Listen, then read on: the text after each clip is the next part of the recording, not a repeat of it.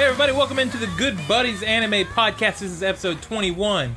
Blackjack. We're doing it. Blackjack. We are covering But wait. Who are you? Who am I? Yeah. I'm your good buddy Roger. Well, I'm your good buddy Brandon. Oh, fuck, bro. And you guys are the Good Buddy Universe. We're doing it. Feels right, feels good. We're doing episodes 5 through 8. You had to think about it real hard. Of Legend of the Galactic Heroes. Real quick. Neue, dice. I still think you're fucking that up. Real quick, I do got to bring this up, which is why you had to punctuate it so hard. Yeah, From the corrections department. One, last week's episode was titled The Legend of the Galactic Heroes, which is not correct. Now, we did check the Wikipedia. There was one place on the Wikipedia where it said The Legend, but everywhere else, including the show and the credits at the end, correct. It says just Legend. I was certain I looked it up, and I'm pretty sure that's where I had to have seen it. That's fine, buddy. It's fine. You know what? Wikipedia fucked up, not you. Yep. Second thing, from the corrections department, last week, and I listened to it twice and then again just to make sure, you did say that the original anime ran from 1998 to March of 97, which means those fuckers went back in time to do 110 episodes. It was, in fact, 1988 to 97. Yep. That's fine. I don't know how I messed it up, but it was me all along. It was Austin. pretty fun. It was me all along.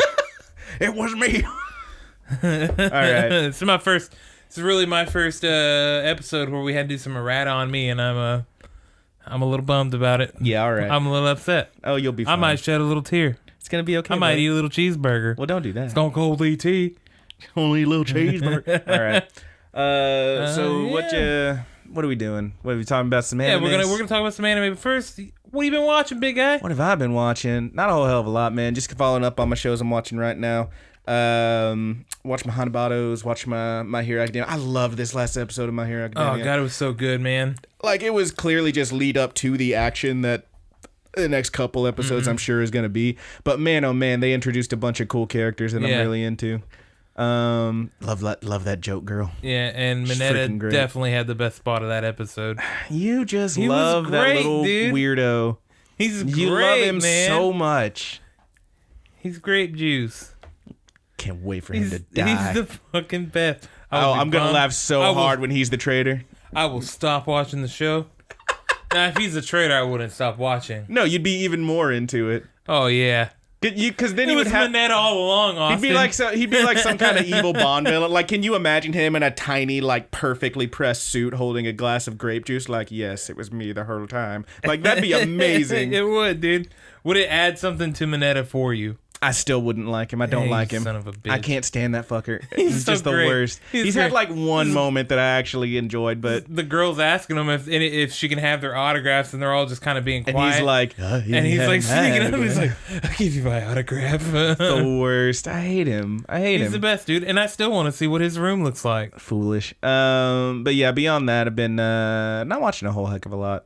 Just hanging out. How's Hanabato doing? Is it getting any darker? It's brighten up decent. I mean, shit's about to go nuclear because the whole darkness of it comes from there is the main girl who's named Aragaki. Yeah, that's right. Just like Joe's Aragaki. I'd love to see her fucking box somebody. But then there's the other girl. So like Aragaki's whole deal is that she's like trained. She wants to be good at this. She cares about this sport so much. She trains. She wants to be good. She wants to be the best. And she's very good. She's also very tall. She's kind of a natural edge because she's taller than everybody else. She can whip a little ass. Meanwhile, this other girl shows up who, like, the very first scene of the thing is actually not when the show starts, but like a year or something before that, where she's at this competition and gets straight up like 21 and 0'd, gets destroyed by this other girl who is shorter than her, who just looking at her doesn't seem like she'd have the physicality, but she's amazing at the sport. And she apparently she's just kind of like naturally made for it, like her wrist movements and shit. Moreover, you find out she is the daughter of this person who was like the champion, the women's like badminton champion, and that's where she gets it from. She loved the game. She would always just play with her mom.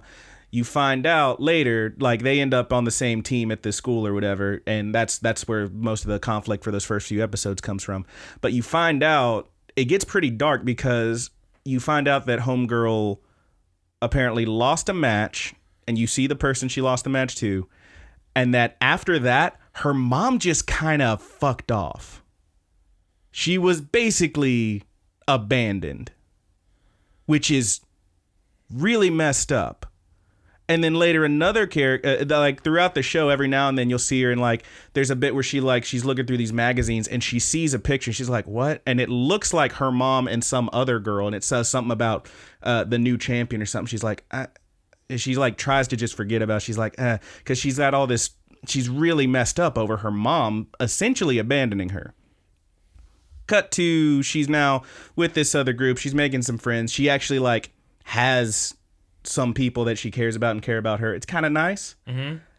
And then this other girl shows up who whips her so bad in a doubles match. She makes her partner not play because this girl has it out for little shorty who's with the mommy issues. She has it out for that. Mommy issues and another girl go 2-on-1 essentially against this girl, and she demolishes them. And then when she's done, she said she pulls her hair up, and she pulls her hair up in the exact style that homegirl's mom always did. And she says something like, "Yeah, you're not really her daughter, a little sister." And it turns out her mom apparently adopted this girl and made her the best ever. And it's like, whoa! And then in this last episode, mom shows up. She hasn't talked to anybody yet, but she's there. And I'm like, this is about to get real, just nuclear, dude. Mm-hmm. So I'm pretty psyched for it. It's some good. real intense, like family issues, a bunch of stuff with like the competition and like, you know, these people who care about the shit and want to be the best at.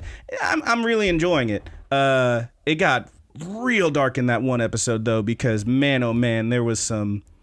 I mean, it's just like this girl's got a freaking psychosis or something now because of all this shit she's been through. It's wild.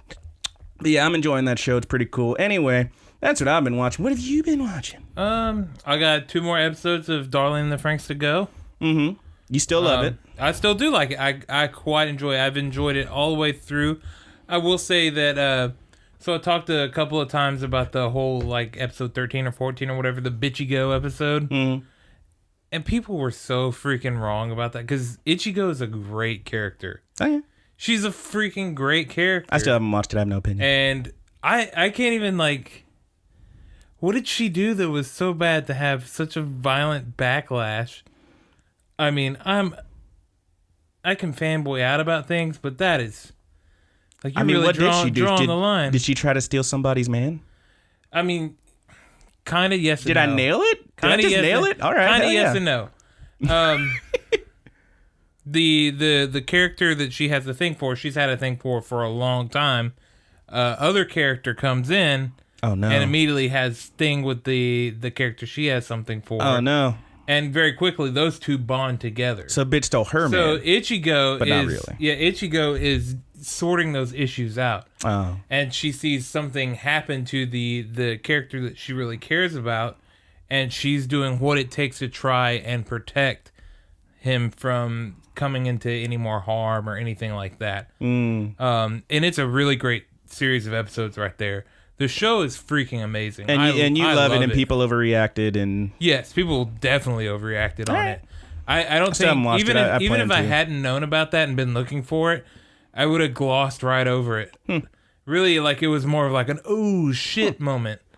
But not enough to go and send a guy death threats over. I mean, it doesn't take much to set off the fucking nerds. No, it doesn't.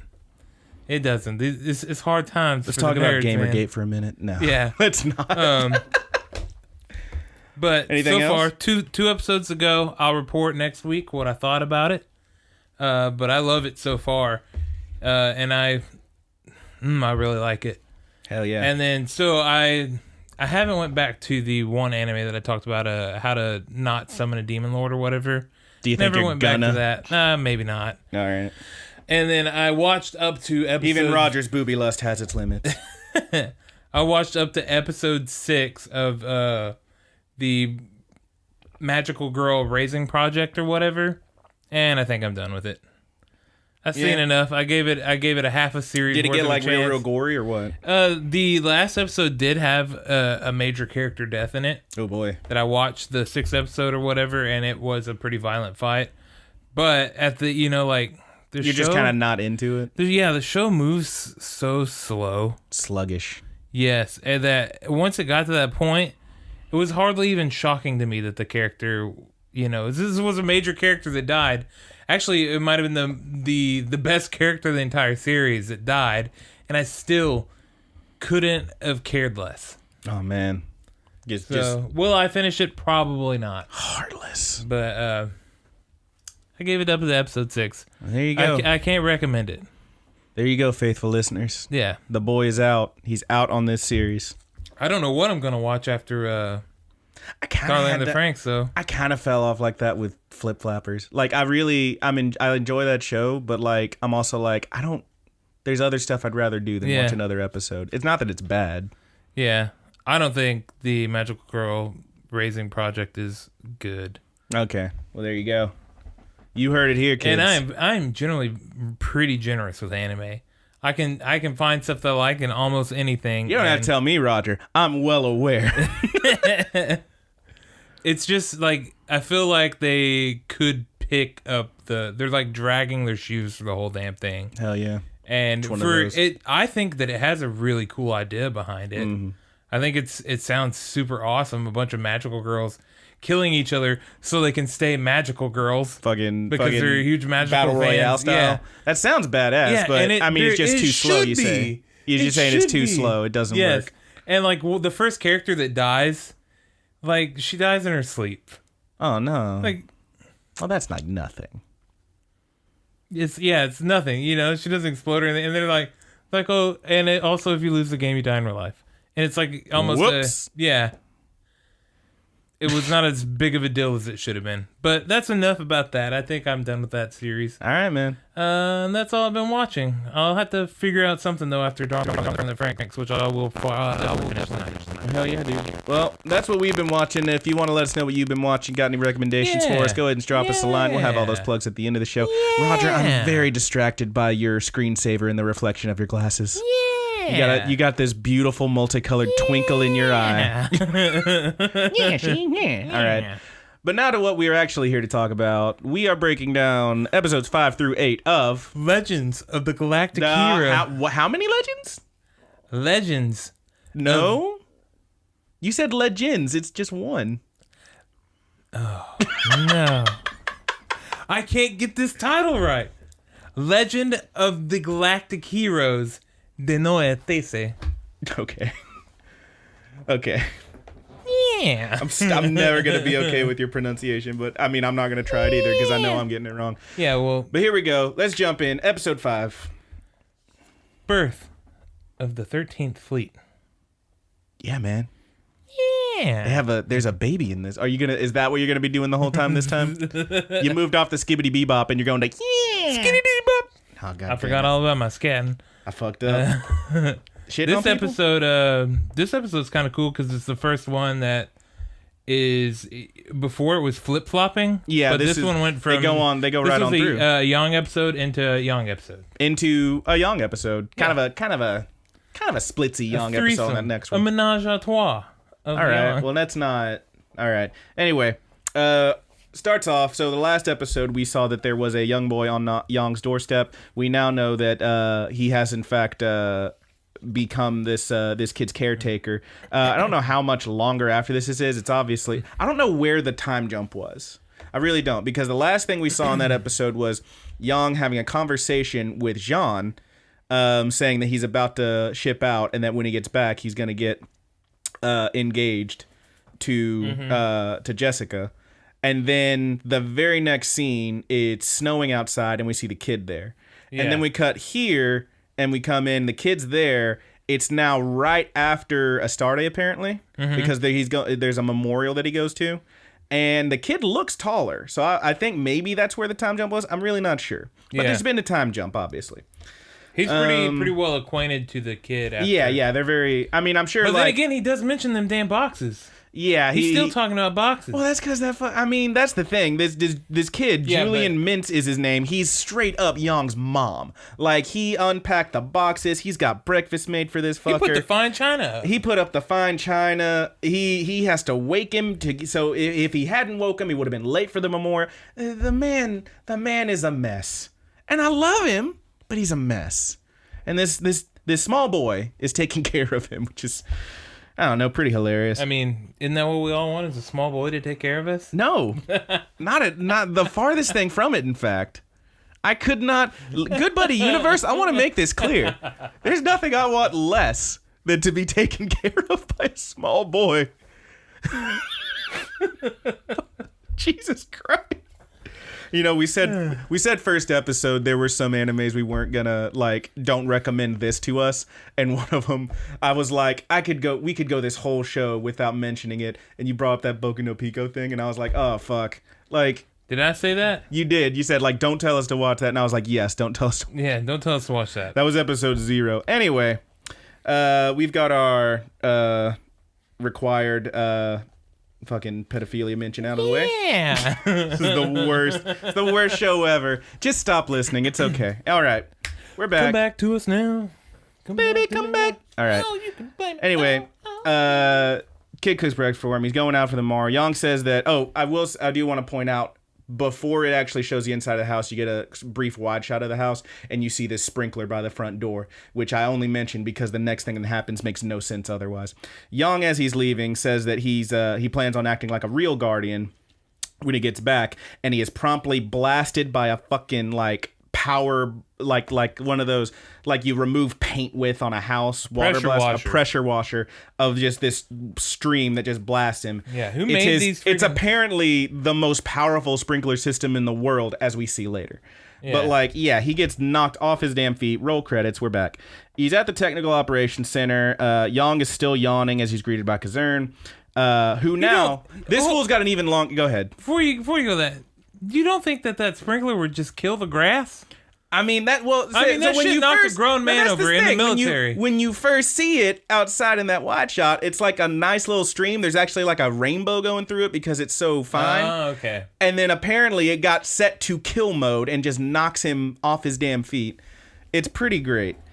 So Young's at the center getting ready for this memorial. Apparently, he's greeted by Kazern, who has an even longer title now. I wrote down the whole thing, even though the first part is just where he works. He is now Alliance Navy Integrated Tactical Operations Center Deputy Adjutant General Rear Admiral Alex Kazern. This fucker's name is gonna be the final boss. Like, holy shit. He went from like having like a 6-name title to, I swear to God, 12. Ridiculous. I love him, but I hate him. He's still voiced by Android 17, as is another character later who is a very minor character, so who cares? All right. There are a lot of rear admirals in this show. Well, that's what I mean. That's everybody. You know what they're saying? You're a rear admiral. You're a rear admiral. Well, because everybody's getting rear admiral. Okay? I mean, that's a rank, dude. That is a real rank. I mean, you can. But everybody's it's funny. Rear admiral. It's funny to say because I think it goes. Is it vice admiral then rear admiral, or is it rear admiral then vice admiral? I have no clue. But everybody's rear admiral. They sure are, bud. But yeah, he's a rear admiral. He calls Yang the hero of a star day. Yang is, doesn't particularly enjoy being called that. He says, Kazern tells him that he knows they didn't win, but they also didn't lose, and we wouldn't need heroes if we were on the winning side. Yang doesn't like being a hero, but I mean, he is one, whether he likes it or not. All right. We then see at this memorial Defense Committee Chairman Job Trunicht. I think I'm saying that right. Trunicht? Mm-hmm. Something like that. He begins the memorial for the 1.5 million people who perished at Astarte. Holy Jesus. That's a lot. And then he goes on to, he poses a question that he immediately answers. He says, why did 1.5 million have to die? And in his seat, Yang just mumbles to himself, because their leaders didn't command them effectively enough. And he gets so many stink eyes from the rest of the soldiers next to him. But he right.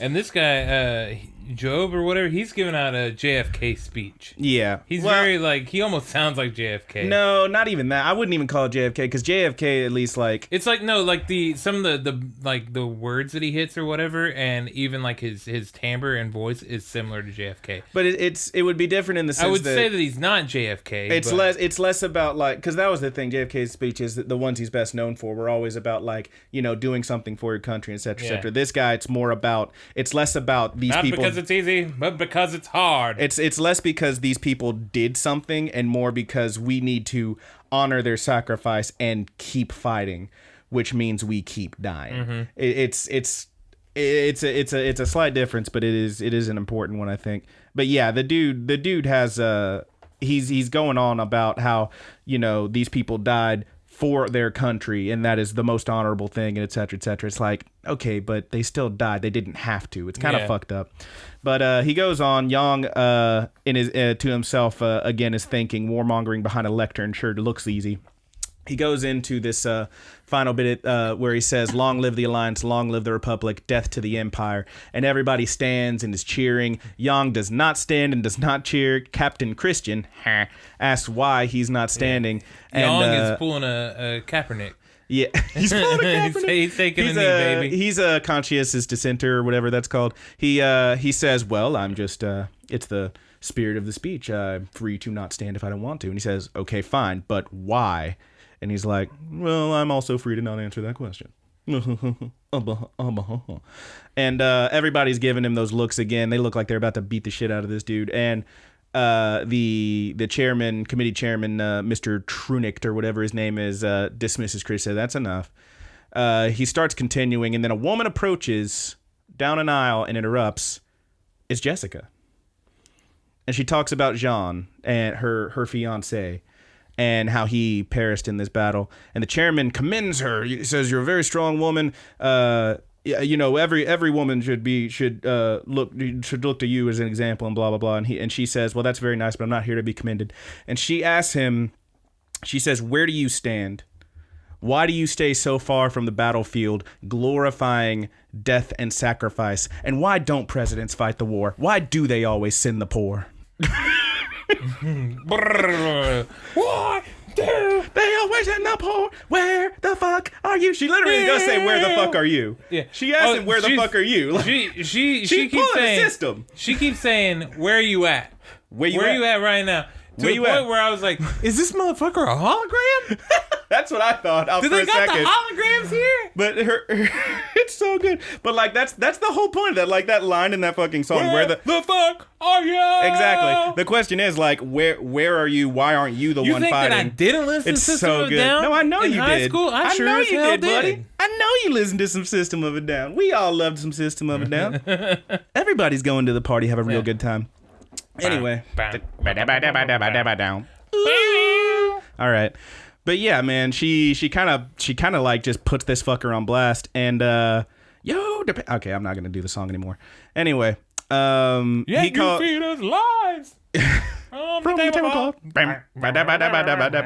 All right, but he calls for security. Says this woman's obviously upset. I'm done. Play the national anthem. National anthem starts playing. I didn't bother listening to it very much because it was boring. Shitty anthem. Anyway, He fucks off. Security moves in to apprehend Jessica, but Yang gets to her first, pulls her out. Everyone else is all mad and stuff. They're just watching them as they leave, like all angry. And the next scene. What's going on here? Like this show's all kind of all over the place with this episode. Yeah. Because the next scene, they are riding in an automated car, which is doing everything automatically. You do see Yang put it in manual mode because they start getting these alarm signals. There's an emergency, something like that. They're riding in silence, and Yang takes the wheel because apparently a truck has lost control and it's like flying through traffic. He's dodging it. It slams them against a wall of this tunnel, and there's a car that is stopped ahead of them, and he has to slam on the brakes to barely get pulled back and not slam into this car. They're getting like enemy of the stated. They're getting eagle-eyed. Like, I don't know what. Yeah. This is messed up. But like this, it's kind of weird because this just happens, and then it's like, all right, back to my job at the military. Like, nothing. Yeah, they're just having very a little friendly comes of conversation afterward. Very little comes of it. Was so like, y'all almost got straight up. See, and I thought this was like, like I thought it was like a hit job or something like that. Who was that dude who like his automated car got all fucked up and they thought it was an assassination? They almost got that guy. Like, this is messed up. Anyway. But yeah, afterwards they are literally at an airport because Jessica's like getting on a plane and going back home. She just flew out to talk shit on the chairman. Hell yeah, you did. Hell yeah, you did, girl. And they talk for a little bit. She says the military incompetence cost those lives and blah blah blah. He says, well, yes, but even if we had won, 1 million enemy lives would have been lost. Either way, there's no room for ethics in war. He says, and she says, well, it's good to see you haven't changed. Tells him to keep climbing through the ranks for Jean, which is kind of nice. Yang arrives home. Julian has prepared his favorite stew, some kind of Irish stew, he says. And Julian, as they eat, they talk about Julian joining the military. And Yang tells him, you really don't have to do that. Yeah, Young's a good guy. He's like, you can do whatever you want, man. I'll pay for it. Yeah, because the whole thing was, remember, he's there on this whole military program. He's an orphan of the war. So if he does join the military, Yang gets this big loan to help for the expenses of raising this kid.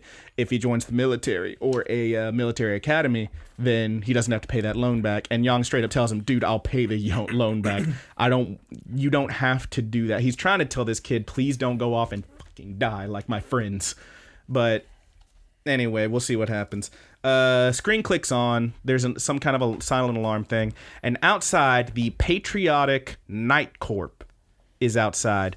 And they are basically the future KKK. Like, yeah. Kinda. They even spell night with a K. Like, they are a radical nationalist group, he says. They are the alt-right. They are the alt-right. They are the future Klan. That's like a really I thought it was I was like, they said Patriotic Night Corps, and I was like, do you mean night like at night or night like nights with a K? And I popped it over to the sub version to see the subtitles. Yes, night with a K. And I'm like, okay, definitely future Klan. That's like a thing with them. They love being the knights. They want to believe they're knights and Vikings and shit. That's what the fucking, there's a Waco chapter, right? Yeah. That's what they call themselves, the fucking radical knights or some bullshit. Ugh. Anyway, fuck the Klan. You can tell them I said that. Anyway, apparently they're a radical nationalist group. They target anyone critical of the Republic or who opposes the war.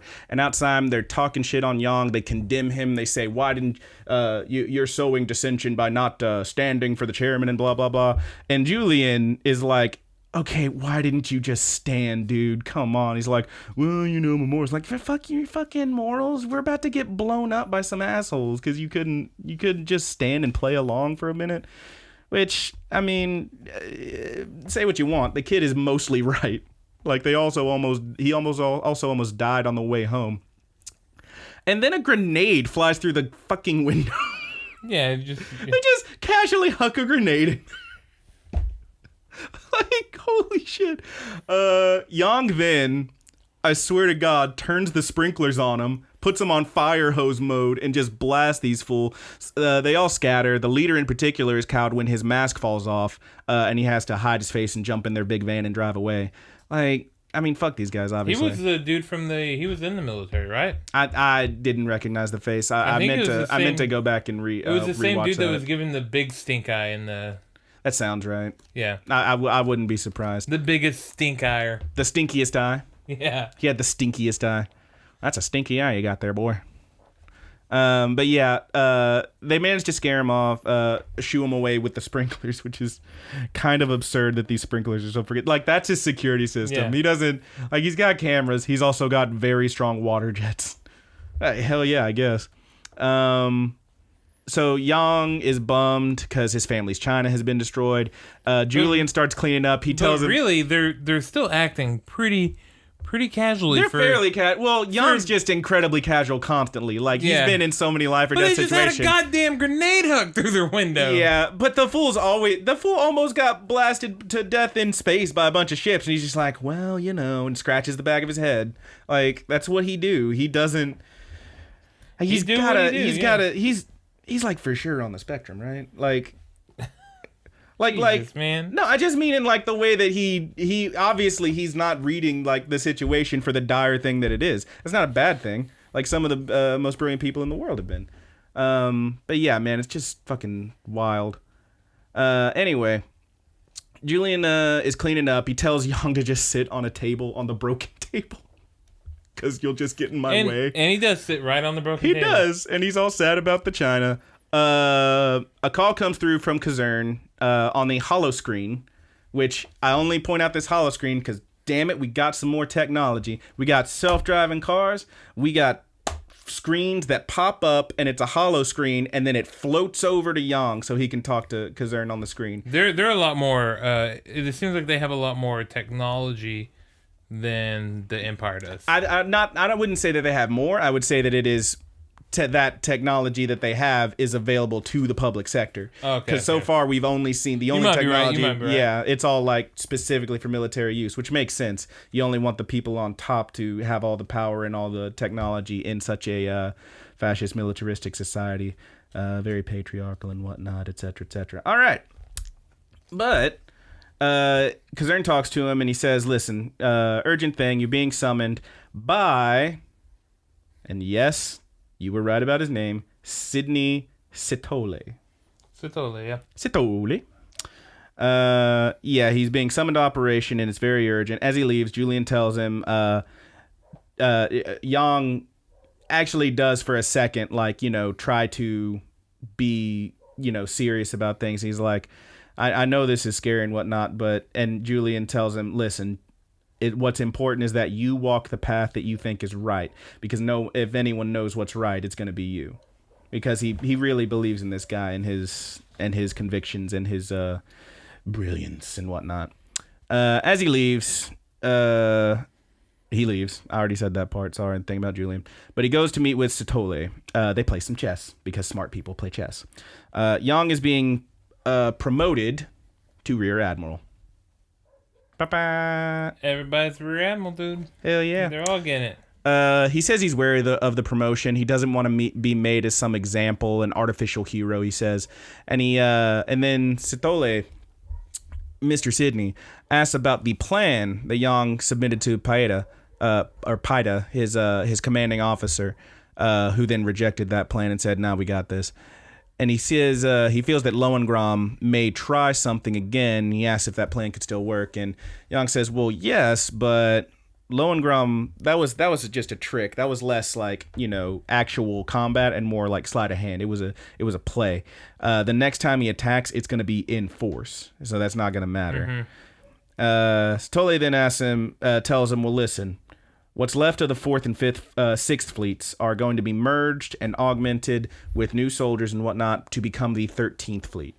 And he wants Yang to take command." And Yang's like, "Well, usually only a proper admiral gets that, not a rear admiral." He says, "Well, it's going to be half the size of the other fleets. It's going to be much smaller. You can handle it. And your first mission is going to be to take Fort Iserlohn," which is a big thing we'll learn more about later. Yang is skeptical. Sitole tells him success was only going to be good for you, and good for him, obviously, because we find out as Kazern's talking to Yang as they drive home that the chief needs this win because his term's about to end in 70 days. We get this win quick, and it guarantees he'll be able to stick around. Obviously, win's a win. We want to win. It's also good for the chief. Going for the W, dude. Got to get that W. No L's accepted. He adds that he starts to add, he says, and about that Patriotic Night Corps, their leader is, and Yang says, "Yeah, it's the chairman, right?" Yeah. Figured as much. Dude is running his own little, nationalist organization. Yang returns home. Julian's waiting, and Yang's kind of bummed out because he realizes, oh, man, this kid makes the best tea, and I ain't gonna get to have none for a while. End episode. Kind of cute, but also, Jesus, dude, y'all almost died like 3 times. Mm-hmm. That was fucked. But now we're on to episode 6. The Capture of Easelhorn, Part 1. All right. Young asks... All right, baby. Let's get into it. What's the name of that fort? Easelhorn. You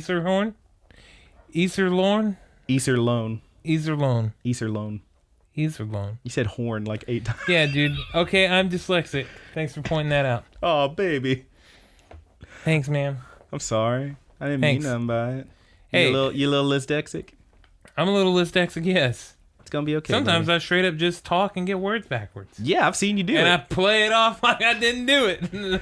Sometimes and I meant to say that. Sometimes I put the word "the" where it don't even go in the title of the show. I meant to say "low" in the mon. All right. Wait. Foolish. All right.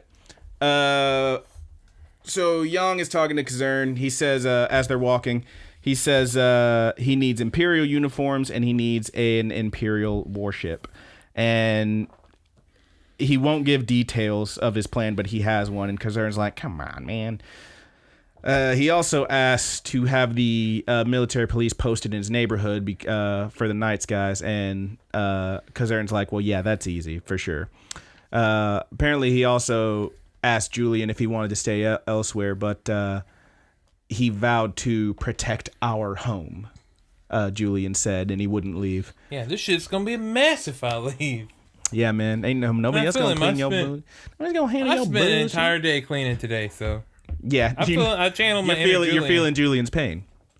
They then turn to the task of staffing the 13th Fleet. Edwin Fisher is going to be the vice commander. He's a kind of an old guy. Commodore Marai as chief officer. He's a kind of a bespectacled dude with a beard, kind of cool looking. And how do you pronounce this name? Fyodor. Patricia?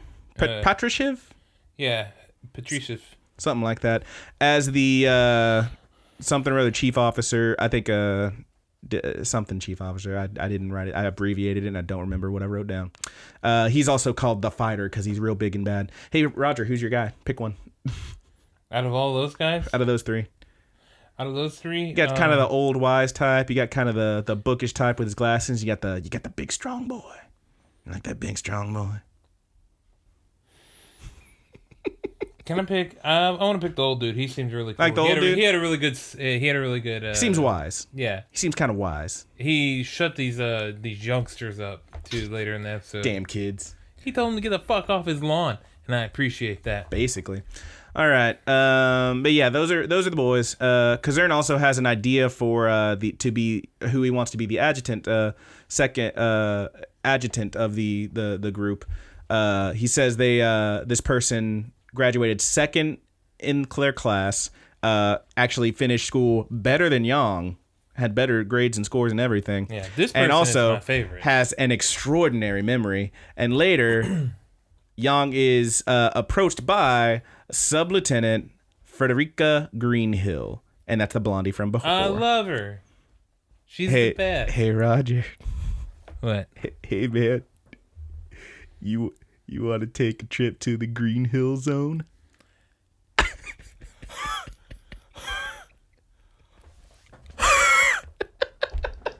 thought it was pretty good. That's good, dude. Her name's Greenhill. Anyway, she's the one Kazern spoke of. Introductions. She is in fact the daughter of Admiral Dwight Greenhill, and Young asks her what her opinions of his plans are. She says, "Oh, it'll work." And he asks why she's so confident, and she reveals that she was the girl in Alpha Seal. She brought him some coffee when he was choking on his sandwich. He drank it, and apparently added that he prefers tea, but he'll take coffee, and didn't even say thank you. And he's like, oh, shit, I feel like a jackass. And she's like, yeah, you should. That was pretty rude. Yeah, he did not remember it. He didn't really. He does, but then he does say, "Well, listen, yeah, you do in fact have a really great memory. So why don't you put that to better use?" And she's like, "Yeah." She laughs and agrees with him. She's gonna find something else to focus on other than Yang's hilarious rudeness. Anyway, they Kazern and Yang then go to the mess hall. A small group of soldiers are talking some shit on Yang. And even the chief saying that Sithole must have some dementia setting in. They are then silenced by Admiral Bucock, who walks by, saying, "Hey, y'all talking that shit? Stop talking that shit." And he goes on about his day. Yang and Kazern overhear all of this, of course, and they go to a table and kind of, oh, man. At the table, Kazern says he's now gone over Yang's plan, and he says, listen, it's reckless. It's like, you're for sure going to get everyone killed, dude. Holy shit. And besides, whoever, you're going to have someone who's going to be the star of this. Apparently, there's a very important role that he doesn't know if anyone they've got can actually handle it. And Yang says he's already got a plan for that.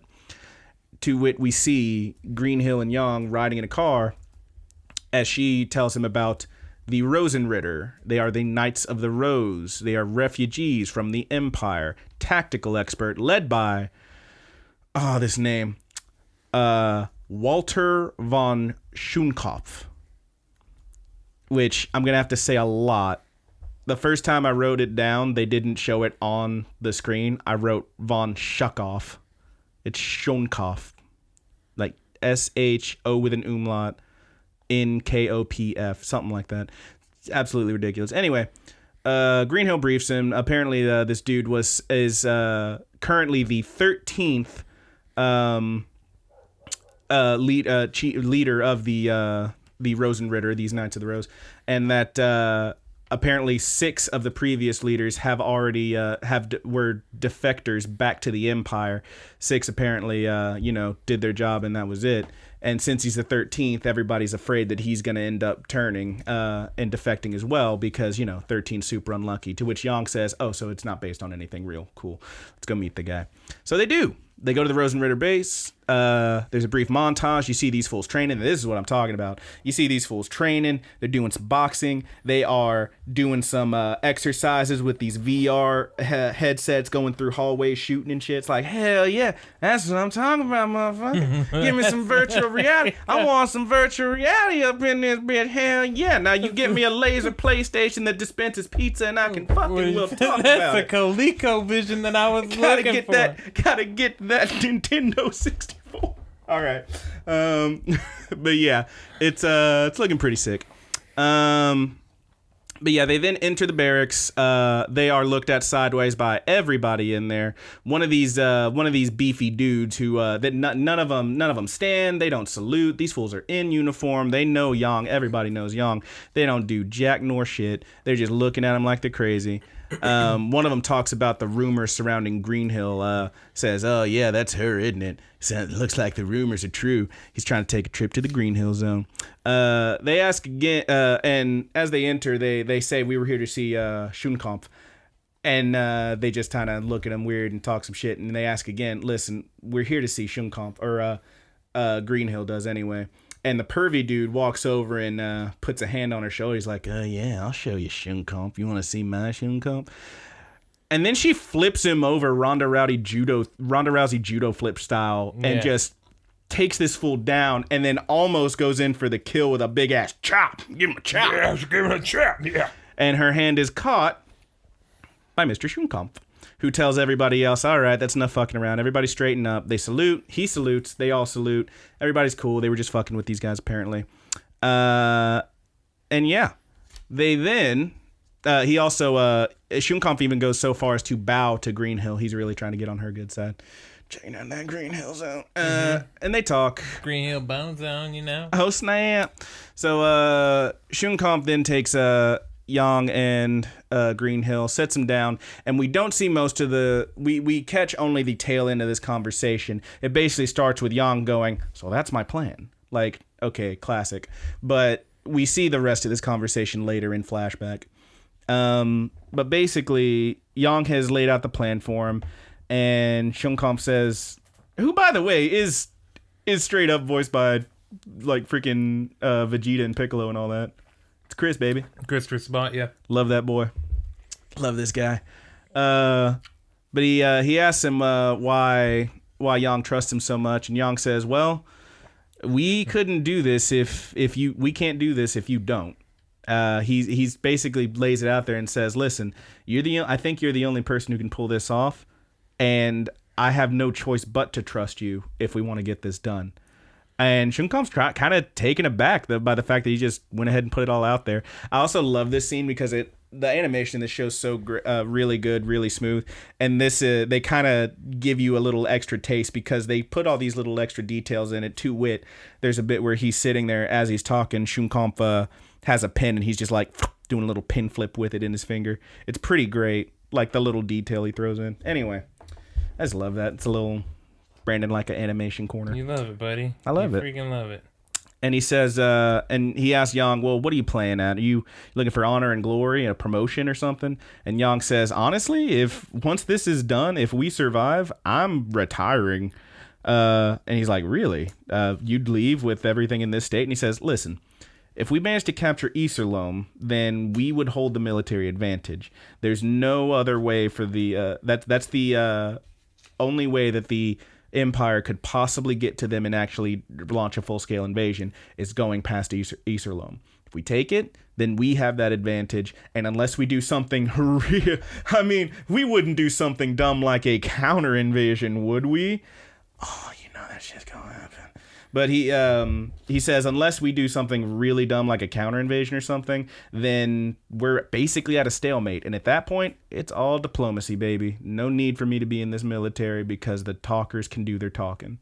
And that's his plan. He wants to get this done and fucking bone out. And he goes into a pretty nice little speech here about how Shunkampf tells him, well, do you really think that peace can last? And he's like, honestly, maybe for a couple decades. But that's still better than even a tenth of that in absolute war. So, and he goes into this speech about how if a lasting peace could be possible if this generation can get past that peace on to the next one. And then they can foster that and pass it on. And as long as we can manage to keep the peace going for at least a little bit, it makes it easier for it to last longer and longer, which is pretty nice. Really nice sentiment. Although he does add, honestly, I'd settle for a couple decades, but that's the goal is a lasting peace. And Shunkampf tells him, well, you're either incredibly honest or the biggest sophist since Rudolph himself, which is pretty great. Back at his office, Yang is going over the plan with the rest of the crew, including Shunkampf, who is now in on it. And most of them aren't on board exactly. They're like, man, this is crazy. There's no way this works. Shunkampf says, no, it's a sound plan. He's looked it over, and it's the best chance they've got of actually pulling it off. He also jokes that, and besides, if I get captured, I mean, I'm the star of the show. If I get captured, then, I mean, what? I get to go home? Come on. And he laughs. No one else laughs because they think he might actually betray them. He's like, all right, tough crowd. Hui. Like, that was... Fans his shirt a little bit. He's got to pull in his shirt like, hoo. Gotta beat his sweat coming down. Kind of rough in here. All right. Fucking worst. But, yeah, no one else is down with that joke. In the end, though, everyone agrees. They start making preparations, and the 13th Fleet, with its flagship, the Hyperion, launches. We then see Iserlohn Fortress, and we get the full kind of idea of what this thing's big deal is. It sits directly in between Imperial and Alliance space in this huge, just unnavigable stretch of this nebula. Basically, there's a corridor that splits through this nebula. We actually saw it in the Watch on the very first episode. Mm-hmm. This big, like, cut through the middle of the galaxy looking shit. And basically, you can't get through there unless you go through this little stretch. So that's the idea: is if anyone's gonna launch an invasion, they gotta go through here. We take this fortress. They can't go through there. We have the advantage. We hold it down. That's the plan: is for them to take it. We also get an introduction to the two people who are running this thing, Stockhausen and Siecht, who preside over the base. Both of them are admirals. Both of them are very proud. They argue constantly, but they repel every attack, mostly because they're trying to show each other up. They are basically Legolas and Gimli. How many did you get? How many did you get? Like that kind of thing. Yeah, you watch them Lord of the Rings? I don't care for those movies, but I have seen enough of them. I know who Legolas is. Hand in your nerd card. No, I'm kidding. I don't really give a shit. People love them Lord of the Rings. They sure do. Kat loved them. They're fine. Kat watched, she watched them last month. I think she watched all. Like back to back to back? She went through Hobbit and then all Lord of the Rings. I can't be doing no Hobbits. And she got the extended ones for that all. Was like a little baby kid's book, and they made 3 movies out of that shit. And now she's like, I need to read all these books too. You definitely don't. It's gonna be okay. She definitely doesn't. She'll be fine. But she's a bookworm. She likes it. It's great. It's a hobby. She's great. Love my good buddy Kat. Gonna read all the books. But yeah, these guys run the shit. Beyond that, I wrote down. Oh, sorry, one more thing. Also, the base is a Death Star. Yeah, it is a Death Star. It has a big ass laser, which is called Thor's hammer, and it will straight up demolish everything in its goddamn path. It is a Death Star. All right. I believe there's a like schematics for a weapon. I don't know if it's like ever been confirmed that anybody tried to build it or not. Mm-hmm. I could be wrong. I just know that there's... Sounds like you're talking out of your ass, but go on. No, there's something... Thor's hammer is an idea. It's a satellite with a giant laser on it that can shoot down... It's like a military weapon. Yeah. Barrett had one of those in Final Fantasy VII. Yeah. It's called a satellite beam. Yeah, it's called Thor's hammer. It was his limit. I seen. It's not... Okay, don't say it's called Thor's hammers in real life, because that shit don't exist.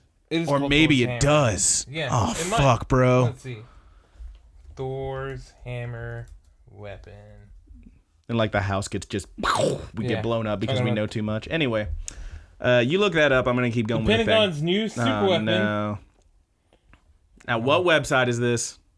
Task and Purpose. You can't be serious. All right. Weaponized meteor. We continue. The Admirals, we get a scene with them actually on the thing now. It has now switched from being about Yang and his crew to being about these guys. The Admirals are arguing about some bullshit. When a message comes through, apparently an Imperial crew on a secret assignment has been discovered and pursued, and they need assistance. Oberstein is there. Our good buddy Oberstein, fake Levi, with the robot eyes. And he tells the Admirals, listen, this is like for sure a trap, guys. This is for sure a trap. And Stockhausen agrees with him. Seeked, of course, is like, fuck all that. Those are our people out there. We got to go find these guys, blow them up, and I'm leaving. I'm going. I'm taking my ships and I'm going. And he takes his ships and he goes. He takes his fleet. So basically, Seeked runs the garrison fleet, which is the fleet that defends the thing. Whereas it appears that Stockhausen, more than anything, runs the actual laser and base inside, which is pretty sweet. 2 halves of a whole, they make it work. But yeah, they Seek takes his men in their ships and his fleet, and they go. Oberstein is in fact basically his second, so he goes with him, and that's about that. An indeterminate amount of time passed, perhaps a few hours, and from the base, Stockhausen and his men see this Imperial ship coming in. They are within range. They see him pursued by a bunch of Alliance dudes, and they prepare to fire their big old laser on the Alliance. Roger, you don't want to say anything about charging the laser? No, I'm good. Okay. I'm charging my laser. You son of a bitch. But yeah, they prepare to fire, and the Alliance ships actually fall back in fear of the attack, apparently. And from the ship, Captain Von Laken radios and requests an audience with the base commander. That's episode 6. Go to episode 7. Episode 7. The capture of Iserlohn. Pretty sure I said that right. Loan with an N. I said loan. Okay. Sounded like Part 2. Loan. Not loan. Part 2. Part 2? Yep. Part 2. This episode's awesome. It's pretty great. We get a brief recap of the Rosenritter and Schumkamp. We see Schumkamp and his men in Imperial garb making their approach. He's the only one who has lived under Imperial rule, apparently. The others, remember, these guys are all refugees from the Empire who now live in Alliance space and are part of an Alliance special operations. But he's the only one who actually lived there. His 2 main guys who are with him, who are going to be going into this base with him, are in fact second or third generation Imperial, refugees and whatnot. He says that he's the only one who did live under Imperial rule proper until he was 6, mostly just lived with his grandfather, which you see a little bit of in a minute. Roll credits, we're back. Ship enters and begins to dock. 10 minutes later, the crew on the Hyperion has heard nothing and seen nothing. All seems okay, but everyone's a little bit nervous. And Mirai, I believe, is the guy who's like, you don't think he turned on us, do you? And he's like, nah, he's fine. But what if he did, though? And Young's like, nah, he's fine. We'll see. Mm-hmm. But, in the base, Lakin, who, of course, we know is actually Shunkampf, introduces himself, says that they were attacked. Only his ship escaped with his bloody ass eye. He's got like a clearly a wig on because his hair's way longer, or maybe just, I don't know, some kind of wig, and he's got a big bandage over his head and one eye with some blood on it. Looks like he got messed up pretty good. He says they were attacked. He escaped with these plans, which are in a big briefcase. It's an alliance plan to potentially break through. He's got that money in the bank, son. He's got the money in it. He just runs in with a briefcase and beats the shit out of the commander. Yeah, that'd be great. Cashing in. He's cashing in. Boy's ready to cash in. All right. But yeah, he says he's apparently got these plans that were potentially could break through Iserlohn and attack the Empire directly. Sounds pretty crazy. He has to be taken to commander. Stockhausen is concerned because Seek still hasn't returned yet, and he orders that they prepare for an attack and bring him that soldier. Flashback. Yang is explaining the plan. This is back at the Rosenritter base before the little scene we saw a minute ago.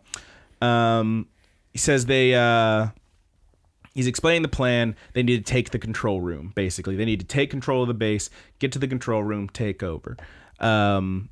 They don't know exactly where the control room is, but they have a number of places it could be. So they have some semblance of a plan. They just need to get through there.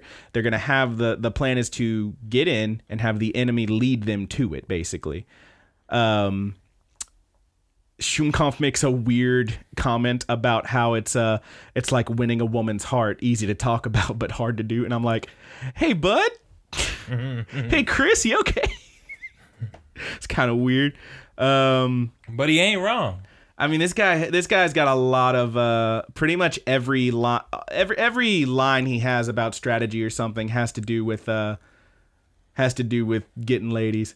At one point he says, well, we'll get to that in a minute, but yeah, he's kind of a goofball, this fucking dude.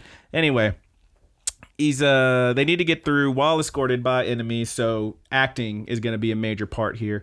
Y'all need to make sure you got your accents right, I guess. On the base, Schomkamp salutes a massive statue of Rudolph as they are being led through. And we get another flashback. Young Walter, Mr. Schumkampf, young Schumkampf, remembers his grandfather. There's a brief scene where he's like, sitting there with his grandpa, and something about how, I think little Schumkampf says, is the Alliance really the enemy or something like that? Blah, blah. His kid. There's more flashbacks with them in a minute. But back on the base, one of their escorts notices a tattoo on the wrist of one of Walter's men, Mr. Schumkampf's men. And he comes up with a quick excuse. He says, it was necessary to gain trust while we were on this mission. We were undercover. We had to pretend to be Alliance. They know, of course, tattoos are forbidden within the Imperial Army and Navy and everything. So they had to, it was an easy way to make them think we're not Imperials to get a tattoo. We're going to remove this. Yeah, we're going to get it removed. It's fine. And he's like, oh, okay. It's like, well, that was fucking easy. But yeah, they go on through. They are then led to the commander, asked to relinquish their weapons. What is this? Remier is this dude's name. This big like guard guy who meets him there. Says you have to relinquish your weapons. You're also going to have to go through a full body scanner. And as he goes through the full body scanner, on the latex. Now we don't do any of those. But yeah, he has to go through this big scanner thing. When he goes through, it finds no weapons or anything on him. It does find something in his jacket pocket. Remier comes over and checks it and finds that pin that he was fiddling around with before. He says, and Schomkamp tells him, well, it was my grandfather's. There's a big Imperial insignia on it, that double-headed eagle. He says he keeps it with him always. It protects him. Very sentimental. And Remier's just kind of like, yeah, all right, and just tucks it back in his pocket. They check ID again before they actually go through to see the commander, and it doesn't go through. And Shunkampf has a little bit of a face-off with this guy. He's like, we need to get these plans to the commander. And the dude's like, you're not getting in until we confirm your identity. It didn't go through. He's like, well, who do you need to check with? He's like, it could take a while to check, but I'll have to send word to Odin, the head base, I guess. They said it before, Odin. I mean, they've said it a couple of times. I guess it's the home base or whatever. But he said it, and Shunkampf just kind of calls his bluff. He says, yeah, that's fine. I have no problem waiting a few weeks for the confirmation. This is a couple of months. Yeah, months. It's rough stuff. But yeah, he's like, yeah, I'm fine with that. However, the door then opens and a soldier says the commander's tired of waiting. Get him the hell in here. And they do. We then see another brief flashback of them going over the plan. Young, Greenhill, and Shunkampf, and they say at this point you're going to be face to face with the commander, with this admiral or whoever it is that's running the place. At that point, it's going to be completely up to you. You might have to improvise here, but we need to take over somehow. And he says in that scene, and as he's walking in his disguise with his briefcase, Shunkampf says, "I'm sure I can figure something out."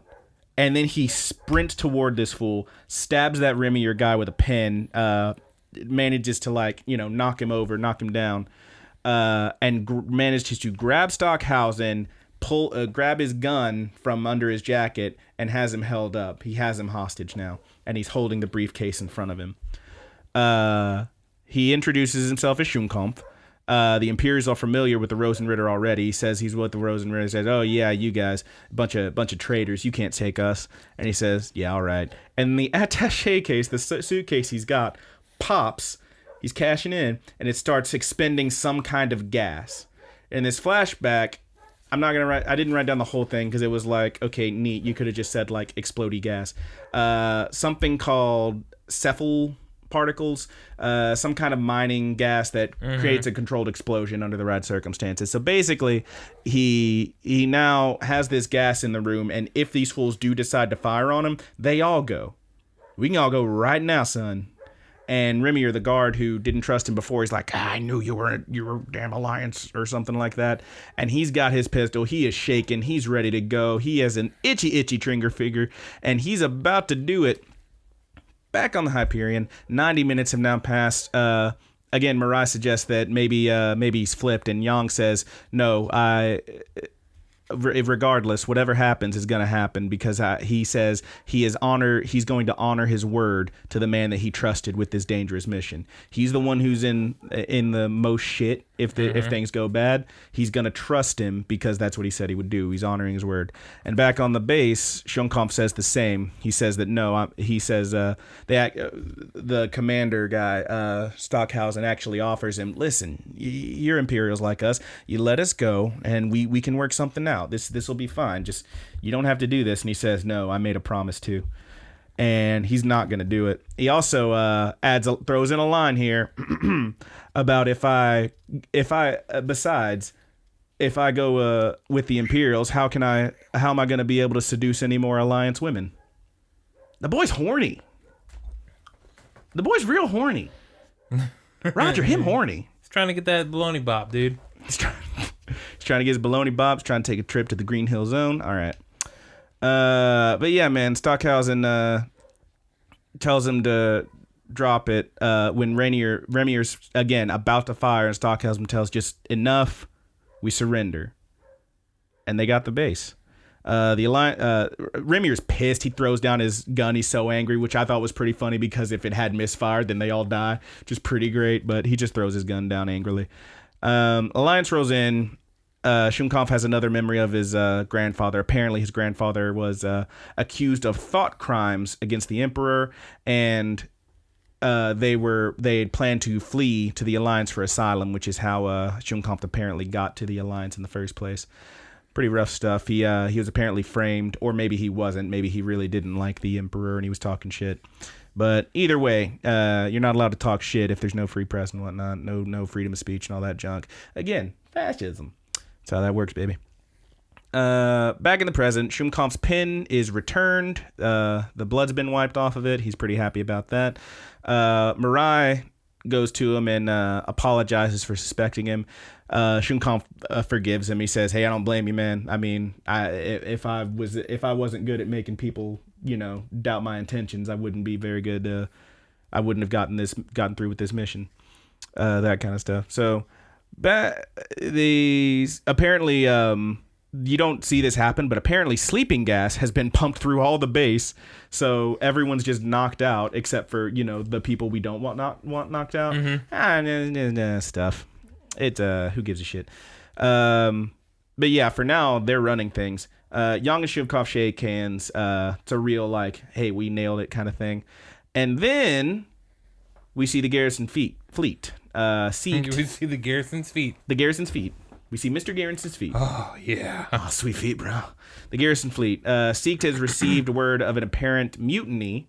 He wants to head back and handle things, and Oberstein stops him and says, "Listen, this is for sure a trap, dude." Again, no one wants to listen to these people when they actually know what the fuck's going on. But he says, "Look, this is for sure a trap." And Seek says, "You know what? I'm thinking those robot eyes only see dishonesty. You think everyone's lying and that everything's a trap." He's like, "Yeah, and I'm right." And he is right. He's absolutely right. And as he walks away, he to himself, he says, "Fuck this guy. I'm not going to end up dead on this ship following an asshole who doesn't want to listen to anything." And as they approach, Yang has the base fire. He fires Thor's hammer, but only at the left flank. He doesn't wipe them all out. He fires on the left flank and saying this will scare him off. It does not. They keep coming. So he fires on the right flank, and then he sends a message saying, "Listen, you're being given a chance to surrender. If you give up, you will be treated well as our prisoners. We will take care of you. You obviously are prisoners, but we will handle your shit. If you don't want to surrender, fine, just leave. But if you keep coming at us, obviously stuff's going to get bad." Seekt, of course, refuses, says they would rather die in battle than run or surrender, and that this is something about a warrior's heart. I think he says something like that. It's pretty fucked up shit. He's obviously drank all the Imperial Kool-Aid and he's ready to die for this shit. And then Yang says, "All right, fine. Aim just at the flagship. You hit as few ships as you can, but nail the flagship. You cut off the head, and the others are gonna give in." And they fire. And that beam tears through the ship, a few ships, but it nails the flagship. Everyone else scatters. It's done. They're going back home. And we see, as it fires, one tiny ship fly away from it and get away. It's Oberstein. He managed to get off the ship because he wasn't going to die for this asshole. And rightly so. The dude was an asshole. And his haircut was stupid. He did have a stupid haircut. I hated it. He's a real jackass. He had a fat face. I'm glad he's dead. Piece of crap. What a bitch. Empire scum. What a bitch. But yeah, he tears his stuff up. Yang then asks Greenhill to send a message to command saying that it's done, and he's not doing it again. This was it. Last mission. Drops the mic. I'm out. He ain't out. Oberstein, meanwhile, did manage to escape. I already said that. Meanwhile, we then get a brief scene after all this. For the first time, we are in the Dominion of Fezan. Switzerland, they're apparently neutral in this whole thing. And Adrian Rubinsky, who apparently is running things there, has apparently taken an interest in Yang and is amazed by his success. That's episode 7. We're on to 8. We're on to 8. The Castrop Rebellion. The Castrop Rebellion. All right. So this one has some pretty cool stuff too. Try to breeze on through it though. So this one starts with a pretty simple, just build up so that you know what's going on, what the hell this Castrop Rebellion's all about. Apparently, Lord Eugen Castrop, who ruled the Castrop system, it was named after his whole family, apparently, was the Minister of Finance under Kaiser Frederick IV. He embezzled a lot of money, and then he died. And then everyone found out about it, and the Empire tried to collect. His son, however, Maximilian von Castrop, he just sounds like a little bitch, refused to comply, and so the Castrop Rebellion was started. And that's where we're at. Meanwhile, back on home base, I guess. Maybe this is Odin, I guess. I don't know. Lohengrin has assembled the Fleet Admiral's mansion. Since he is now running shit and has half the fleet at his command, he's decided he's going to take the best and brightest among all the Fleet Admirals, and they are going to work for him, directly under him. They answer to him, handling business. And they're all, it should be noted, everyone he's got is young dudes. He's not got anybody that looks like they're over 30 maybe. He's handling only the best and brightest and youngest among them. He wants to make sure that he's got a real nice base full of boys. No, not really. Maybe really. But yeah, he's got a bunch of dudes who are just the bestest, and they're working under him directly. He then selects one of them to go handle this Castrop rebellion, and of course, he picks Kirschais, who is now the rear admiral, and he wants him to end the rebellion. Roll credits. Back from that, we see Private Secretary Wise, who is talking to the Minister of State and Acting Prime Minister Klaus von Lichtenlade. I think I'm saying that right. Lichtenlade? Something like that. Like, these fucking names. Yeah. I didn't write down a whole lot of them in here because there's Klaus a billion von names. Lemonade, dude. Yeah, good old Klaus von Lemonade. But he's questioning the Lohengrin's decisions. But Lichtenlade, Lemonade, he says he sees it as a win-win. If this Kirschais guy wins, then we reward him and reward him a lot. That way he's in our debt. And if he fails, then we have reason to, we show that Lohengrin isn't infallible and that we can, obviously we've got more power after that. Meanwhile, at the Admirals, they also mentioned too that the people that he's hiring on are all they're like the lower end of the upper class and commoners. Yes, mostly commoners. Yes, you're absolutely right about that. It's a good point. There are some nobles in there, but they are lesser nobles. Yeah, that's what. And there's a lot of commoners, particularly Kirschais, who is a straight up commoner, which we get in this next scene.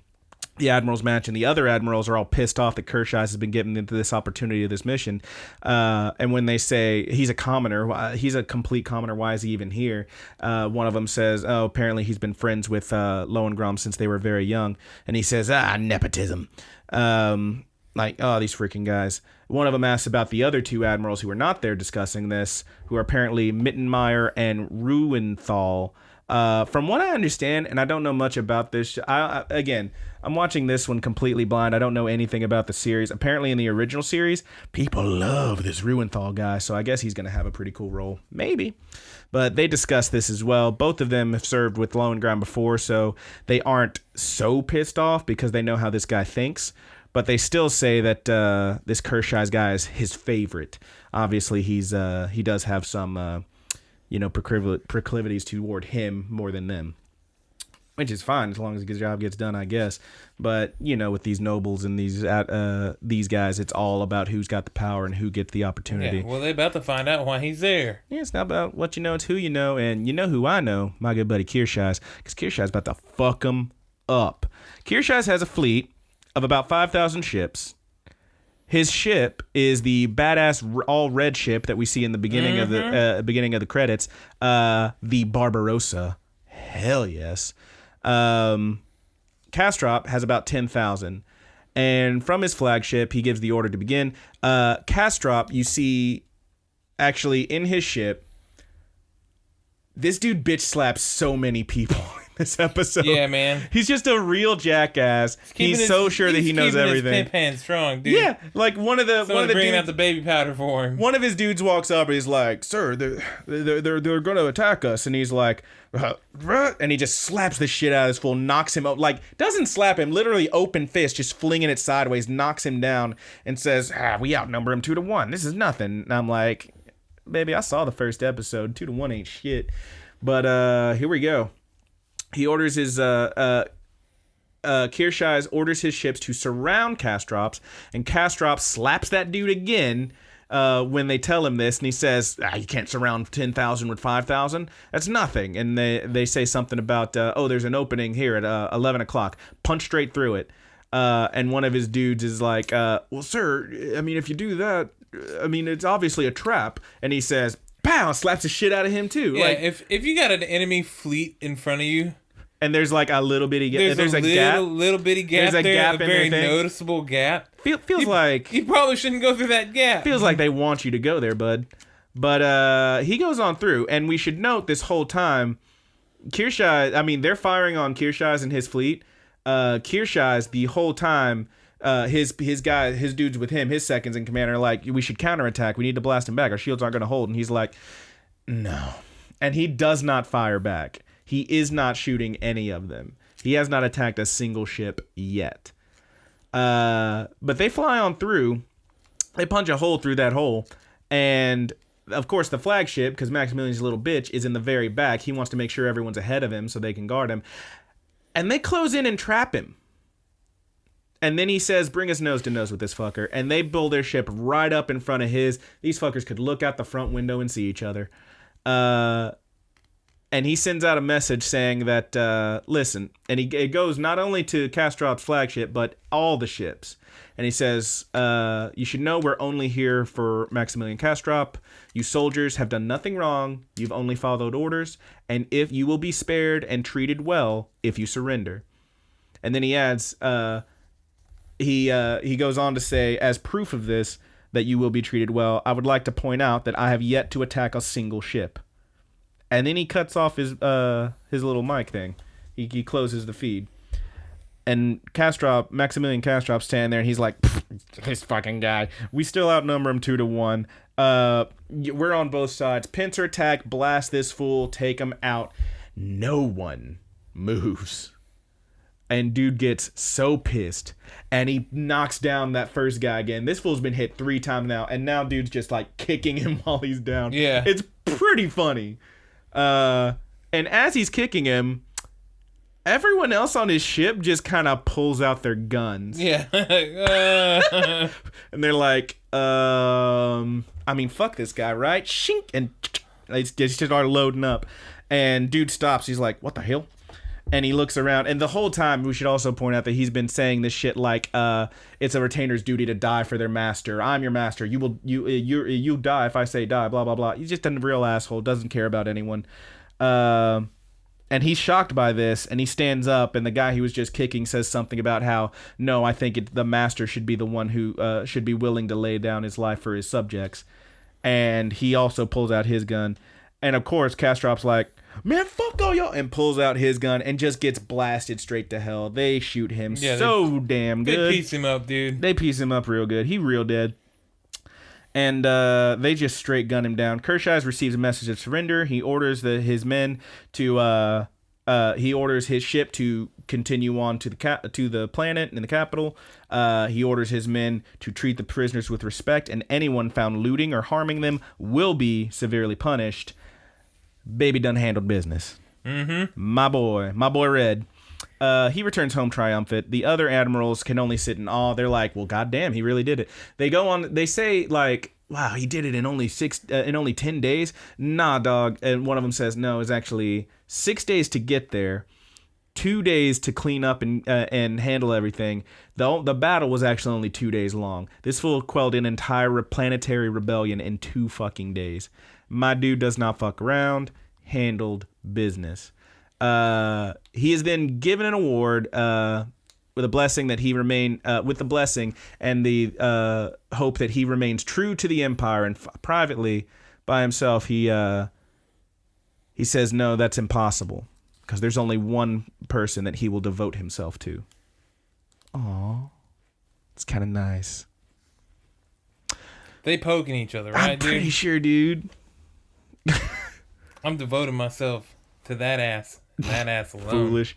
They are, I mean, they're very close. They've been friends forever. In a second, you see homeboy tousle his hair. It's adorable. Anyway. Yeah. He then gets an urgent message.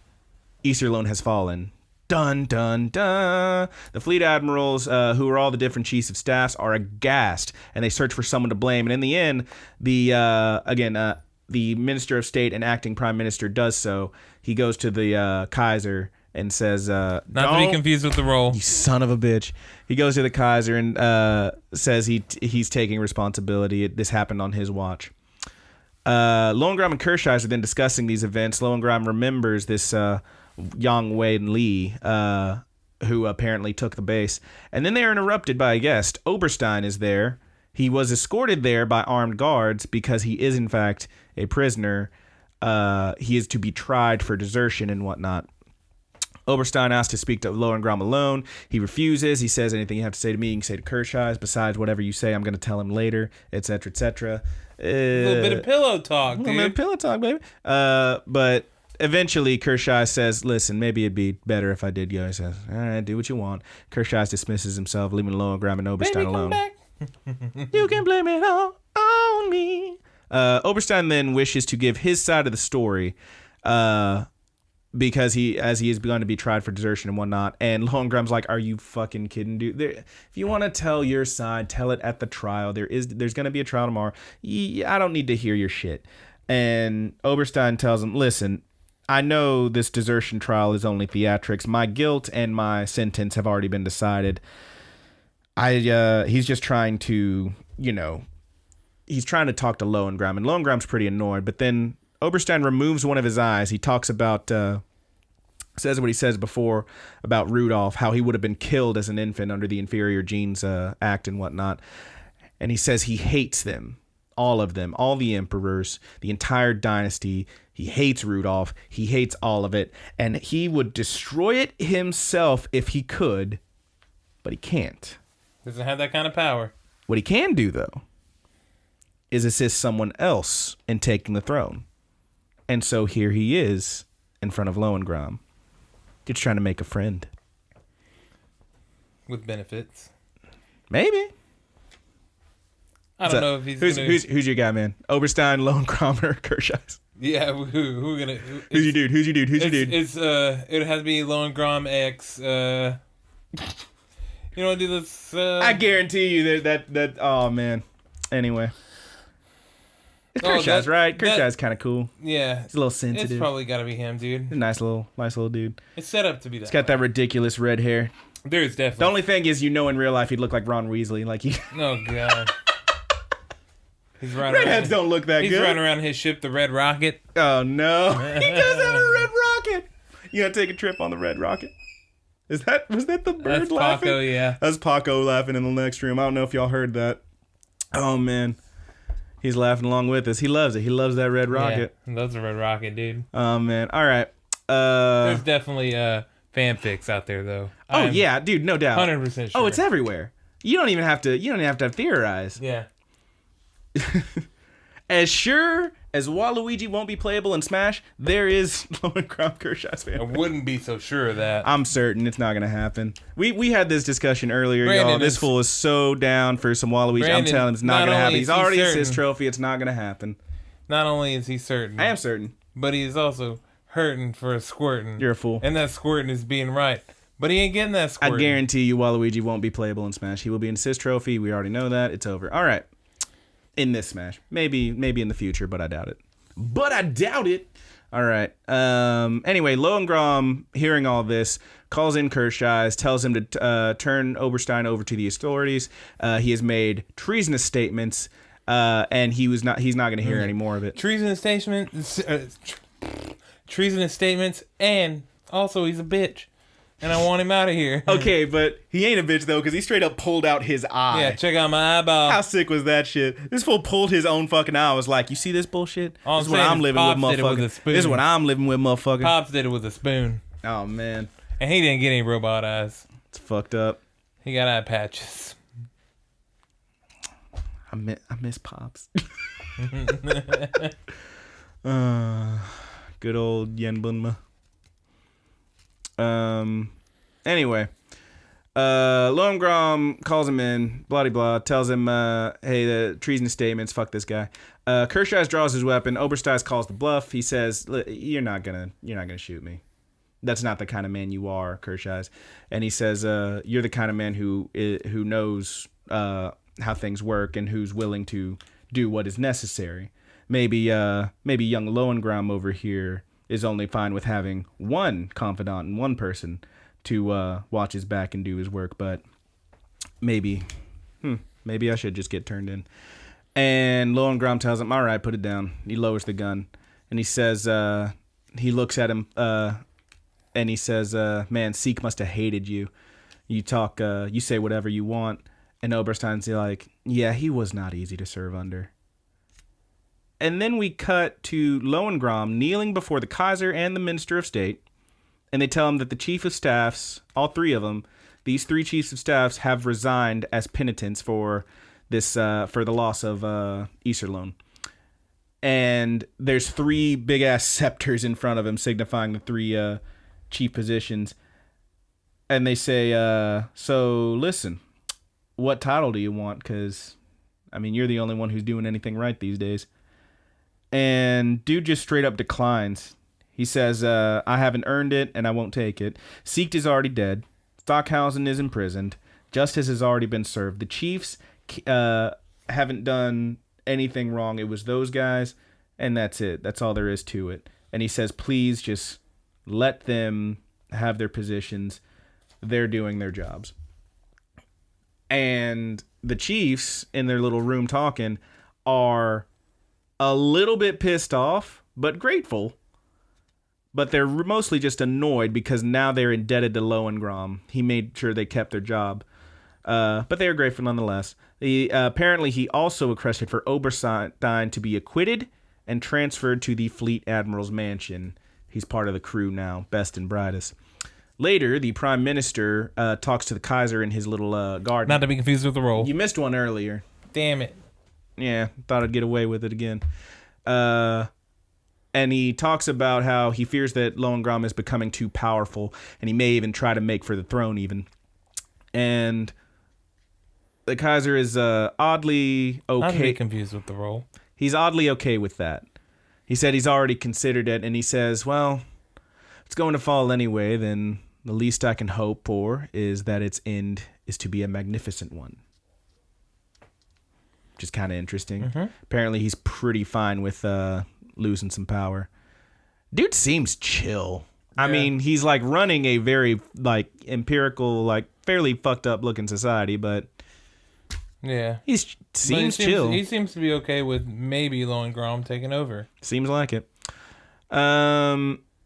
Later, Kirschei's questions Oberstein's loyalty, but Lohengrin is unfazed by this.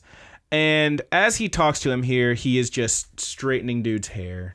Just straightening his hair out, which is pretty adorable because Kirschei's is taller than Lohengrin, so he's like looking up and reaching up and just kind of fixing his hair as he talks to him. It's pretty adorable. And he tells him, as he's saying this, he straightens his hair and he says, if I can't control... Go ahead. You want to take your shirt off and have some cocoa? He tells him, listen, of course he's obviously going to do what he wants, but if I can't control one man, how can I ever be worthy of ruling over the entire universe? And then he dismisses Kirschei's goes, and he stands there looking out the window, and he says to himself, Oberstein will be useful. He won't hesitate to take any means necessary, for better or for worse.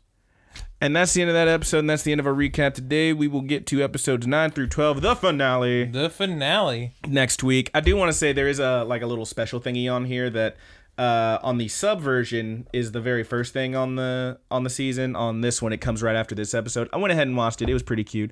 Basically, the Japanese voice actor. I was going to ask you to explain that. So we actually don't have any questions this time. So. Oh, what? Yeah, I put out the feelers for where we usually get a good bit of our questions a little late. So. You ding dong. Yeah, it's me. We'll get some next time. But yeah, basically it was just a little special where the Japanese voice actor of Kirschei's, he takes a little trip to the there's an actual Legend of the Galactic Heroes hang on, let me look this up so I can tell exactly where it is. There's an actual cafe based on Legend of the Galactic Heroes. It's called Iserlohn Fortress, of course. It's got all the... There's actually inside, there's like animation cells from the original series on the walls. There's like scripts and stuff, like where the dude was writing the book. They've got like actual pages of his original manuscripts and junk. The outside of it has these two big like medallion things that show Lohengrin and Yang. It's really neat. It is apparently in, let's see, the Ueno district in Tokyo, Japan. Well, it says here, okay, so Tokyo is like, there's Tokyo, then there's like different areas, then there's districts within those areas. There's a lot going on, but it's Japan, Tokyo, Taito, Ueno. That's biggest to smallest. That's where you'd go to find this place. But it's called the Iserlohn Fortress. and it is a cafe. It's pretty neat. It's just that dude going in there having some food. There's a bit where he actually orders some fucking looks like some kind of green bean thing with cheese on top of it. And homegirl walks over, the waitress, and she's like, "Oh yes, this is the Thor's hammer special." And she pulls out a fucking blowtorch and just blasts it because it's Thor's hammer. And she just melts all the cheese and eats. He's like, "Yeah, it's pretty good." He has a drink that's named after Kirschei's. The beer shies? No. Is it a beer shies? No. Let's power rank some of the food you'll find there. I suggested oh no. Siegfriedo pie. It's the worst. Definitely wouldn't go down. Lowengram crackers for dessert. I don't. You're gonna make me think of something right now, you asshole. Yeah, man. Yongwei peas. That's one of the sides. Chicken yangs, dude. Chicken yangs. This is awful. All right. Anyway, he does have a drink that's named after himself, and as he's doing so, every table is presented with Kaiser rolls. It is indeed. As he's doing so, another gentleman shows up who is the original young voice actor for Kirschei's from the older series, which is pretty great. They talk for a bit. You get a lot of little insider stuff about the animation process and the voice acting process. It's pretty nice. They're just chatting. And then another dude shows up who is the fucker who wrote the fucking books. And they talk a little bit more. It's really nice. It's pretty fun. I mean, it's 25 minutes long. Obviously, it doesn't have a whole lot of story or anything in it because it's just them chatting it up. But it's pretty cute, pretty cool. Really nice stuff. Yeah. I thought it was I'm going to give it a check. Yeah, I'm going to watch it. It's pretty fun. But, so we don't have any questions. Yep. Willy Willy Wah. Do the song anyway. Hell yeah. Just go straight into them plugs. You got a question for me, man? I don't have any questions. I do have an announcement, though. Oh, shit. There's an announcement. For anybody that's local to the Waco area or the Central Texas area, that's where we are. Mm-hmm. Tomorrow at 7 p.m. at Spin Connection on Franklin Drive in Waco, Texas. So now this is going out audio Saturday, yes? Yes. So by tomorrow, you mean Sunday? Yeah. Damn it, dude. I always forget about that. So when it goes out on Saturday... I always forget about the time gap. Assuming anyone's listening to this right Saturday. now. So today, you almost fucked over everyone who listens to this. All right. So today, Saturday, August 11th, at Spin Connection, Waco, Texas, Waco, Texas. Jesus. The Mary Janes are married with Seamonsters, the nice folks who do our theme song. Provide us with our opening theme. Yes. Yep. They will be playing their first show in a very long time. They're amazing. Check $3 cover. And I thought $3 cover, 2 drink minimum. No. I'm going to have this out early tomorrow. There's no drinks there. Hopefully, man, I'd love to go to that shit, but I work all fucking day. Damn it. All right. Dude, maybe you got to come down with a touch of the Rhea, dude. You got to go. Nah, dude. They can't keep you on the clock if you got the Rhea, man. It's a 10-hour shift. No one's going to cover that shit. Dude, anyway. You got the Rhea. Anyway. But yeah, dude, sounds like fun. If anyone out there is listening to this and yeah, in time. If someone out there, we should have announced it last week. If someone out there, 1 is listening to this, 2 is in Waco, 3 is listening to it early enough that you got through all 2 hours of this podcast and are now hearing this plug, and you still have time to get there. At least I have it in my heart. I know that I did plug it. Beat cheeks on down to Those Spin are my Connection. Good friends. Those are my good buddies. They're beautiful. And I know people. that I plugged it, at least. You fucking nailed it, At the very least, dude. I plugged You fucking nailed it. And they didn't ask me to. I want to do it because I love them. That's very nice. I love it. But yeah, you want to get to the plugs? Yeah, man. All right, well... Go ahead. Real quick, so obviously we didn't have any questions this time. Kind of a bummer, but that's okay. Yeah. Because if any of y'all want to send us some questions, you can hit us up at thegoodbuddiesanimepod@gmail.com. You can also, pretty much anywhere you can leave us a comment or rating or whatever. If you leave us a question, we're probably going to find it. So check us out on the Facebook page, Good Buddies Universe. Yeah. We also have We're starting to get more viewers, too. So I know at some point we're going to get some talkers in there. Hell yeah, dude. Check it out. We also have the Twitter, which is TGB_animepod. All lowercase. All lowercase. Does it actually matter on Twitter if it's lowercase or uppercase? I thought it was like an email address and it doesn't work. I know that if you type it that way, man, we sound like some real Twitter experts right now. Yeah. Anyway, check us out there on the Twitter, TGB_animepod on Twitter. You also have the Tumblr, thegoodbuddies.tumblr.com. Basically just a meme hut at this point, but hey, there it is. We also have the YouTube where you may be listening to this now, in which case you definitely missed out on that sweet concert. Yep. Because this goes there on Sunday. Sorry. But that is, of course, Rapid Kick Media, along with Wrestle Forever and Two Dudes, One Couch, all that cool shit. Beyond that, is that the media? Is that all the media? I think it's all the media. But I got a question for the good buddies. Oh, shit. Here's a question. Are you a lover of mysteries? You son of a bitch. A seeker of the unknown? If so, check out Hidden, a podcast that takes a closer look at all things cults, cryptids, and conspiracies. They update every other Wednesday. They did do one this Wednesday, just a couple days ago. They call us the Good Buddy Show. Did they? Did you hear it? I haven't listened to it yet. It was pretty great. But they are doing. I'll take what I can get. I love my good buddies, Braxton and Parker. They're amazing. But yeah, they were like, check out Rapid Kick Media, Two Dudes, One Couch, all this cool stuff, and also the Good Buddy Show. And I'm like, I'll fucking take it. The Good Buddy Show. Yeah, I love it. I love it. That was so good. I loved it. This Wednesday, the episode came out, and it was Shinriko. So yeah, I didn't know about any of that shit. Japanese death cult. Dude, I didn't know about any of that stuff. It's pretty cool to hear about. These dudes were straight up nuts. I listened to there's another podcast called Last Podcast on the Left. It's one of my favorite podcasts. They don't get an official shout out though. No, they don't. Well, they should, because I really do love them. But they don't. Don't say the name again. All right. So this other podcast. What did they do? They did it. They had a really good breakdown. That's where I first learned about it, and I'm excited to hear what. Yeah, I'd never heard of any of this, so it was pretty cool to hear about. Yet. It's really wild stuff. Yeah, so every other Wednesday, it happened this Wednesday, so next Wednesday there won't be one, but the Wednesday after that, you will be able to check a new episode. Cool stuff, man. Pretty sweet podcast. Check them on iTunes, leave them a 5-star review. Our good buddies at Hidden. For all your cults, cryptids, and conspiracy needs. Cool stuff. Yep. Not unlike us, I'm sure you can find them. I'm sure like you can find us anywhere fine podcasts are sold, even though we don't actually sell it. Look for the Good Buddy Show. God damn it. Yeah, but we are the Good Buddies Anime Podcast. You can find us on your podcast addict. That's what I use. We're on Stitcher. We're on the Podbeans. We're all pretty much everything that you can find a podcast on, except Spotify, because fuck Spotify. I do also. Tell him he said it. You can tell him I said that. I'm totally fine with it. Do what you gotta. Moreover, getting to the end of it, I do want to give a shout out to, as we already did, our good buddies Married with Seamonsters, aka the Mary Janes, for the use of our opening theme song, Paperdoll. You can find that on marriedwithseamonsters.bandcamp.com is where you can find that. They are also on Spotify, but that song, as well as some of their cooler, much cooler stuff, is only on marriedwithseamonsters.bandcamp.com. Also want to give a shout out to our good buddy Petty Theft. That is how you spell it. 2 P's at the beginning, 2 T's at the end. He is Petty Theft on Twitter and on SoundCloud. Petty Theft.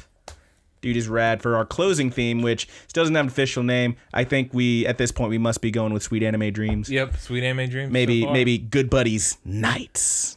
Ooh. Yeah, good night buddies. Yeah. Ooh. Good buddies and good night. Nah, it's not bad.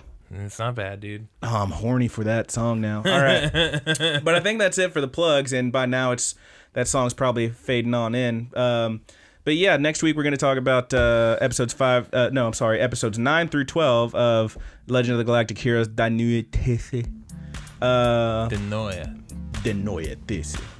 Something like that. But yeah, I think that's about it. So from all of us, I'm your good buddy Brandon. And I'm your good buddy Roger. Who's taking us out? You, buddy. Oh, fuck, dude.